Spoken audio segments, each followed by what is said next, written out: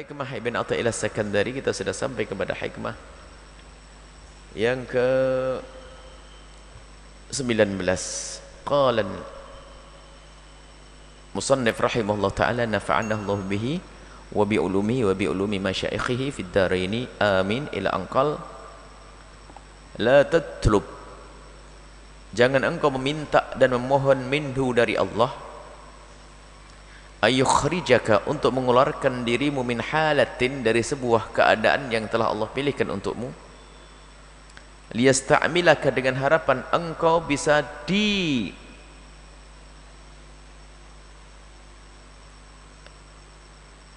dengan harapan engkau bisa berbuat, atau Allah menjadikan dirimu untuk bisa berbuat fima siwaha, dengan pekerjaan yang lainnya. Walau aradaka, kalau Allah menghendakimu, lasta'malaka min duni ikhrajin, kalau Allah menghendakimu untuk sesuatu, niscaya Allah akan menjadikan dirimu, ista'mal itu menggunakanmu, tapi menjadikan dirimu min duni ikhrajin, tanpa engkau dikeluarkan dari sesuatu yang sudah engkau tekuni saat itu. Ada seseorang sudah ditempatkan oleh Allah di dalam satu wilayah. Jika dirimu sudah berada di dalam sebuah wilayah, wilayah di sini maknanya adalah pekerjaan, posisi, tempat. Selagi dirimu sudah berada di sebuah keadaan yang di dalam keadaan tersebut engkau tidak melakukan keharaman, misalnya kami buat contoh saja yang ini digemari oleh semua orang, pebisnis, digemari manusia, ahli dunia kan mencari dunia. Jika engkau sudah ditetapkan oleh Allah dalam wilayah bisnis,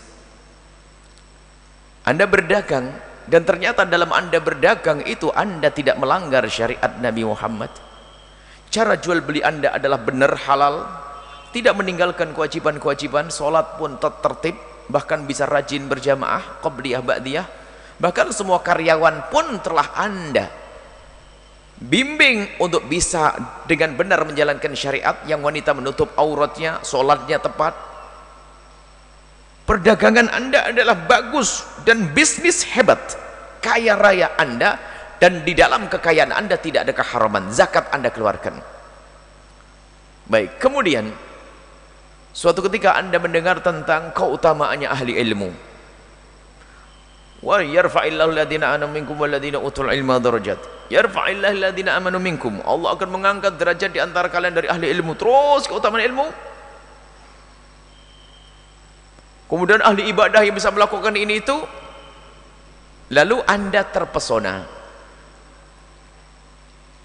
Karena Anda terpesona, Anda minta kepada Allah untuk dihijrahkan daripada keadaan Anda yang keadaan Anda sudah bermanfaat. Anda menjadi orang kaya yang kerjaan Anda dibimbing oleh Allah, tidak ada keharaman, bahkan ada kemanfaat besar di dalamnya, semua karyawan juga sholat, kemudian Anda bayar zakat, bahkan dari kelebihan kekayaan Anda pun Anda bisa banyak berbuat baik, bisa bangun pesantren, bangun masjid. Ini sebuah keadaan. Kemudian lihat, Anda terpesona di saat mendengar berita kemuliaan ahli ilmu, lalu Anda minta, pengen untuk hijrah, ingin menjadi ahli ilmu. Apakah itu hal yang baik? Bukan suatu hal yang baik. Sebab begini, selagi apa yang kau lakukan ini adalah tidak melanggar syariat, ketahuilah, berarti tempatmu adalah di situ. Kalau engkau ingin menjadi orang mulia seperti ahli ilmu tadi, engkau pun tidak harus pergi ke sana. Sebab kalau keluar dari tempatmu menuju ke sana, belum tentu kau sampai, dan engkau meninggalkan kemuliaan yang sudah saat ini kau tekuni. Untuk menjadi seorang alim butuh waktu yang panjang. Kadang mondok seminggu bubar itu si kaya tadi, tidak jadi apa-apa nanti kan. Mau mondok, saya ingin jadi seorang alim, saya mau mondok pondok pesantren, umurnya sudah 45. Saya cemburu, saya ingin menjadi seorang alim, saya akan tinggalkan dunia saya. Loh, duniamu tidak haram, kenapa harus kau tinggalkan? Tapi saya ingin dapatkan kemuliaan ahli ilmu. Baik, kalau Allah menghendakimu untuk mendapatkan pahalanya mereka, Allah bisa, lasta'malaka, Allah bisa menjadikan dirimu tanpa mengeluarkan dirimu dari keadaan tersebut. Bagaimana caranya? Mudah bagi Allah. Ternyata dengan kekayaan engkau bantu ulama, keluar para ulama, keluar para ustadz. Lihat, Memang orang-orang alim pangkatnya tinggi di hadapan Allah, yarfa'illahu ladina amanu minkum, pangkatnya tinggi, akan tapi karena kiprahmu membesarkan mereka, engkau sudah ada di atas mereka. Artinya hendaknya semua itu menyadari tentang apa yang Allah tetapkan untuk dia saat ini. Menjadi apa dirimu saat ini? Kalau anda menjadi seorang pejabat, tidak ada keculasan di dalamnya, tidak ada kezaliman di dalamnya, tidak ada keharaman di dalamnya, tidak ada dosa di dalamnya, berarti anda punya tempat yang baik saat itu. Jangan berhayal untuk menjadi selain anda. Bahkan tidak perlu anda minta kepada Allah untuk dihijrahkan dari tempat tersebut. Oh, anda bukan melakukan keharaman, kenapa harus hijrah? Dan orang punya bakat masing-masing. Ini yang sering kami serukan bahwasanya tugas berdakwah, berjuang adalah tugas semuanya umat manusia. Umat Nabi Muhammad punya tugas untuk berjuang dan berdakwah. Kuntum khairu ummatin ukhrijat linnasi ta'muruna bil ma'rufi wa tanhauna 'anil munkar. Kalian semua adalah sebaik-baik umat yang dihadirkan oleh Allah di tengah-tengah bangsa manusia. Yang diseru oleh Allah adalah semuanya, yang diajak bicara oleh Allah adalah semuanya. Ini Allah tidak ngajak bicara orang alim saja, tapi kuntum, kalian semuanya, si melarat dan si kaya, si pejabat dan rakyat, semuanya diseru. Kuntum, kalian semua adalah sebaik-baik umat. Sebaik-baik umat bagaimana? Apakah cukup kita menjadi sebaik-baik umat lalu mengaku gitu saja tanpa ada bukti? Ta'muruna bil ma'ruf, mengambil bagian amar ma'ruf nahi mungkar.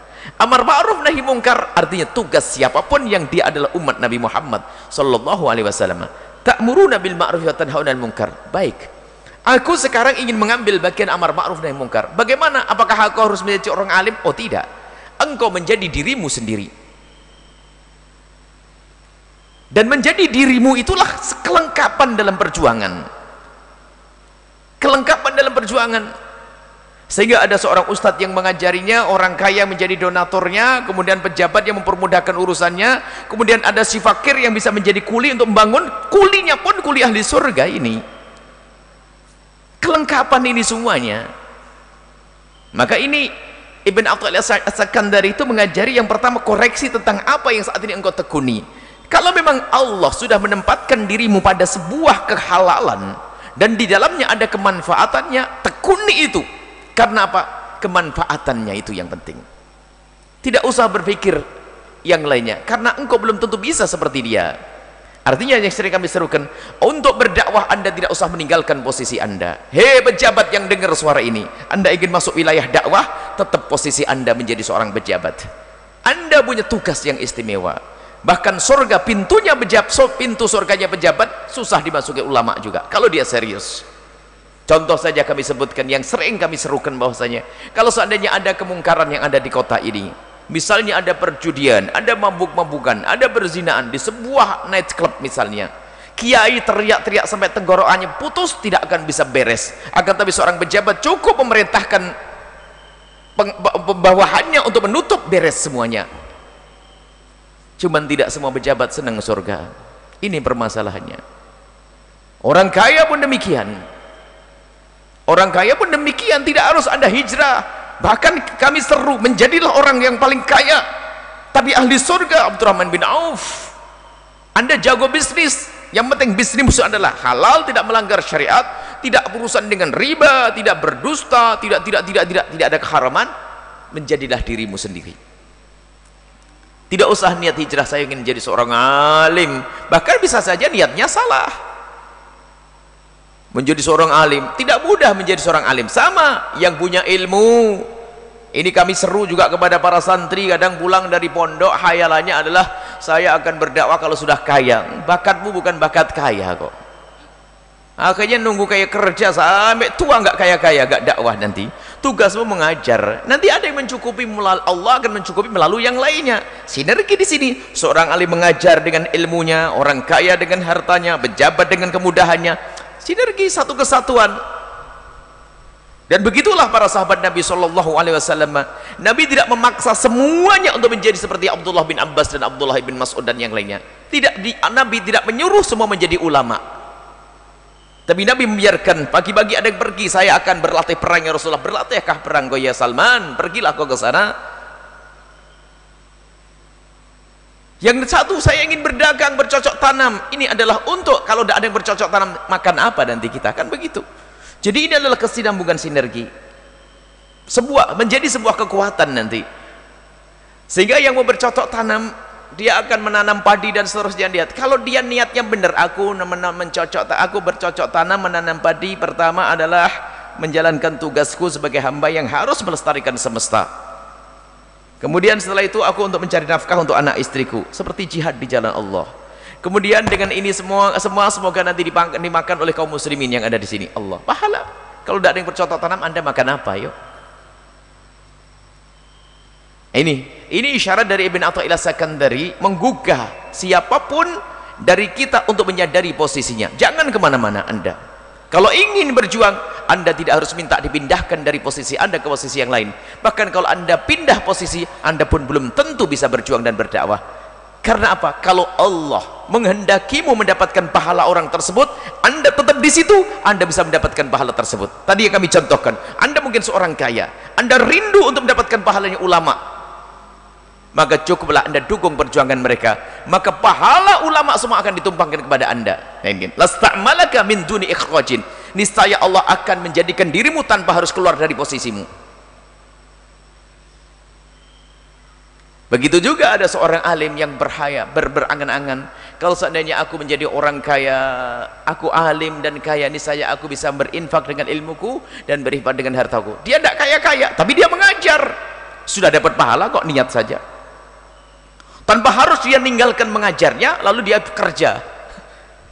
Tak taunya kerjanya kerja yang dia tidak punya keahlian, akhirnya gaji sehari dapat 20.000. Kapan kaya dia? Maka fahamilah posisimu saat ini. Kuncinya sederhana, asalkan pekerjaan yang Anda tekuni saat ini adalah tidak ada keharaman di dalamnya, kemudian ada manfaatnya untuk umat Nabi Muhammad, maka itulah pilihan Allah untuk Anda. Jangan Anda berhayal untuk dipindahkan, dan jangan minta dipindahkan.